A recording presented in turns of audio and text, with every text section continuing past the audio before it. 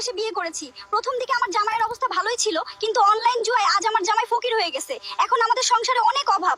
কপাল দোষে না, নিজের দোষেই আজ তুমি ফকির। যাও হাত মুখ ধুয়ে ফ্রেশ হও, আমি খাবার দিচ্ছি।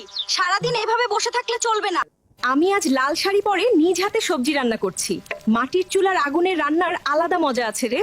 তাজা সবজি, গ্রামের ঘ্রাণ আর আমার রাজকীয় স্টাইল পাই, সব মিলিয়ে আজকের রান্না একদম স্পেশাল। অনেকদিন পর মা আসতেছে, তোমার কাছে কিছু টাকা পয়সা থাকলে দাও, ভালো মাছ মাংস আনতে হবে, আমার কাছে টাকা শর্ট। আমার কাছে কোনো টাকা নেই। আর কি দরকার তোমার মায়ের আসার? আরে আরে আমার মা না, তোমার মা, আমার শাশুড়ি মা। আগে বলবে না, দাঁড়াও দেখছি।